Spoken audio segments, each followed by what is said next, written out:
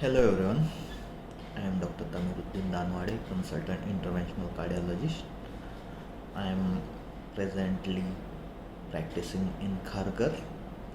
So today we are going to discuss about most important procedure in interventional cardiology, most common procedure, coronary angiography. Coronary angiography is advised in many occasions and many people are confused about it. What exactly it is and what are the indications and what is done after that. So coronary angiography is a diagnostic procedure where a tube, call it as a diagnostic catheter, is passed through a blood vessel to the heart. It is passed either through hands, which is called as radial angiography, or through legs, which is called as femoral angiography. Once the catheter is engaged into the coronary artery, the blood vessel which supplies to the heart, dye is injected from the external port, and this dye is a radio opaque contrast, and we see the blood vessels on the fluoroscopic images, which are the X-ray technology images, fluoroscopic images, and we detect the blockages, whether blockages are there, how many blockages are there, what is the location, what is the percentage of the blockages, we can find out. So this is in short the procedure, how it is done. What are the indications of this procedure? The indications are one most important is angina. Anginal pain is a pain when there are blockages and blockages in the coronary arteries, and patient experience a chest heaviness, chest pressure like sensation, chest pain, jaw pain, back pain. In such scenario, after clinical consultation, after clinical evaluation, we cardiologists advise angiography. Second indication is heart attack. Major or minor heart attack, there is a indication.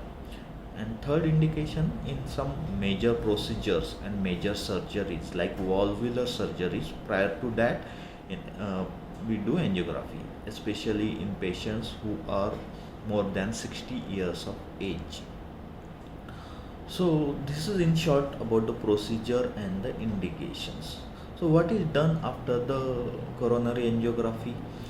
After coronary angiography is a diagnostic procedure, as we have come to know.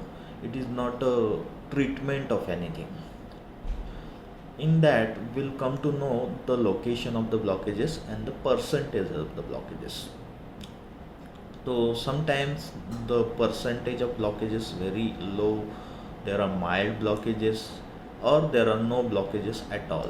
That time we can manage these patients with medications only.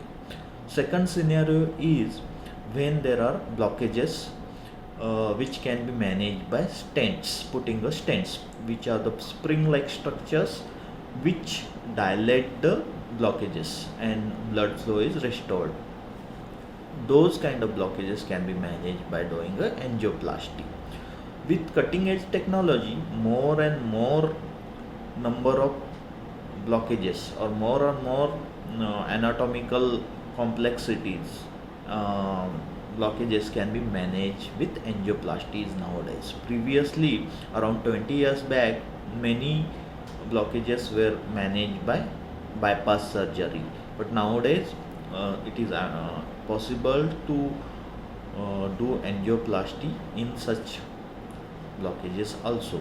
There are few newer technologies like intracoronary imaging, physiological assessment of the blockages. With help of these procedures, we can do angioplasty in complex lesions also.